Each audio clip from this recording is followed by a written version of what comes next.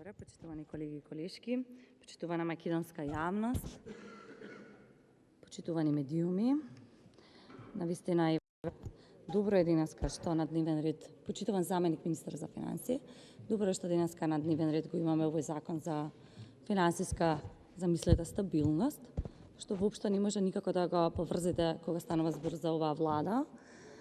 И дури кога би го погледнале дефиницијата на ова законско решение, во однос на тоа како ова законско решение ја уредува по дефиниција финансиската стабилност, односно нестабилност, веднаш ќе го препознаете работењето на оваа влада. Ја би рекла, но и граѓаните тоа веќе го кажа, и многу колеги, дека впрочем токму оваа влада и ова парламентарно мнозинство е синоним за финансиска нестабилност. И не треба во принцип ние како претеници од ВМРО-ДПМН тоа да го кажеме, бидејќи парламентарното мнозинство е многу сензитивно на критики, тоа е доволно само да ги погледнете медиите, кога би сакале да се информирате за тоа што се случува во Македонија, особено во последниот период. Јас минатиот пат во мојата реплика најавив дел од тоа што велат медиумите и експертите, академската јавност, кога станува збор за економијата, која истата е менаџирана од страна на оваа влада. И еве го последното пред мене.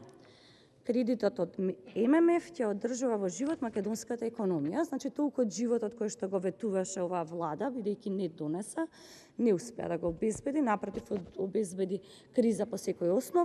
Еве, сега ќе бараме и кредит од ММФ за да се обиде, тоа е последниот спас за да се обидат да ја покријат кризата во Македонија која што ја генерираат овие 5 години. Еве експертите што велат во истиот тој поднаслов имаме штом ММФ ти дава пари за ликвидност и предпазливост, се е јасно. Експертите не ВМРО, не опозицијата. Не достигаат милиони евра. Кризата затвори над 6000 фирми. Ценовен шок.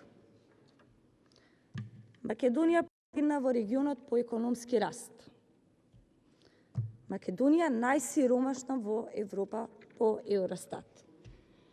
Синдикалната минимална кошничка во април зголемена за 38.104 денари. Меѓутоа, владата има потреба од дефиниција за финансиска стабилност, нормално кога истата генерира само финансиска нестабилност.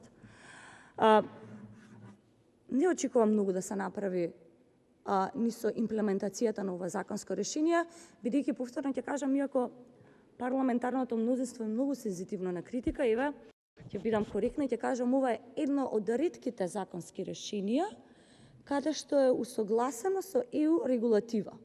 Затоа што ние во собрание честопати сведочиме за класично злоупотреба на европските регулативи и тоа повторно ќе кажам, не треба да го каже ВМРО, бидејќи веднаш се возбудуваат и сте нервозни, тоа го велат извештаите на Европската комисија за Македонија. Имено да бидеме јасни дека кога говориме за финансиска стабилност, истата не можеме да ја препознаеме во менаџирањето за оваа влада, бидејќи токму оваа влада ја направи државата лидер во регионот, најверојатно ќе направиме компаративна анализа во светот по кризи. Ние во Македонија имаме кризи во економијата, во здравството, во енергетиката, па имаме дополнителна топлинска. Јас тука би ги додала низ од кризи кои што постојат во правосудството, во образованието, во земјоделието. Ние замислете имаме јавен долг, историски најголем јавен долг, дури од 65%, а нула капитални инвестиции.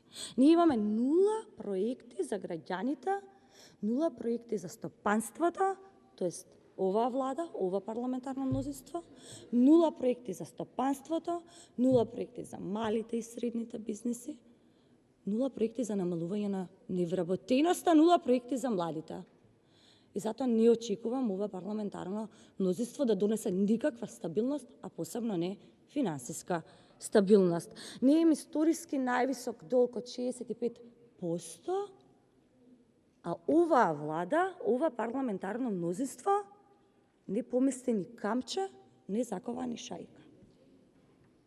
Буквално. И се говориме ние денеска за финансиска стабилност, а владата ни е во еден многу длабок сон.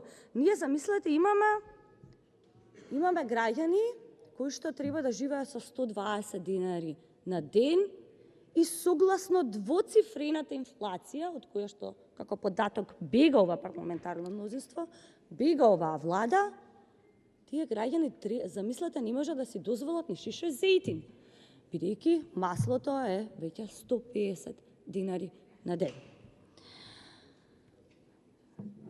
Цените несомнено ќе растат, животниот стандард за жал се повеќе опаѓа, но оно што загрижува, најверојатно бидејќи сте во длабок сон, никако не можете да забележите дека и девизните резерви се намалуваат. Ние сведочиме дека ова парламентарно мнозинство најчесто знае да се разбуди само кога станува збор за лични инвестиции. Ние во Македонија сведочиме за инвестиции само кога се однесуваат на теснопартиски интереси. Една таква фамозна инвестиција, која што во никој случај не може да помогне на граѓаните, беше инвестицијата во Изгейт, или пак се будат кога треба да се обезбеди, замислете, столче за VIP ложа никаде во Европа, например. Меѓутоа, за кризата во правосудството, за кризата во економијата, за тоа што младите се заменуваат, оваа влада никако да се разбуди, да превземе нешто. И тоа како е јасно дека во владата отсуствува чувство за одговорност, за транспарентност, за помош и поддршка за било кој сектор во Македонија. Ние не можеме 5 години да препознаеме стратегија, визија, стратегија, ни акцијски план кој што директно ќе ги таргетирате групите кои што се таргет групите граѓаните кои што се најгрозани во Македонија, туку напротив продолжувате да се фокусирате само на вашите теснопартиски или лични интереси или за вашата партиска агенда, бидејќи јасно е дека и тоа како наскоро доаѓаат предвремени парламентарни избори и дека ќе треба да се соочите со граѓаните и за тоа какви штетни политики носевте. Ќе сумирам.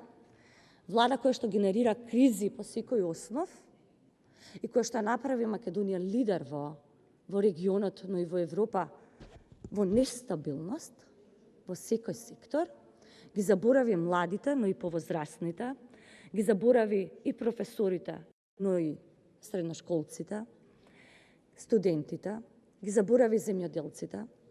И така натака, бидејќи би требало најверојатно уште неколку седмици за да можеме да говориме за проблемите кои што се натоложија благодарение на тоа што недостасуваше капацитет во оваа влада. Знам дека е редно да се собере храброст и час поскоро да се распишат предвремени парламентарни избори и конечно се превземе одговорност за штетните политики кои што ги носевте во изминатиот период. Ви благодарам.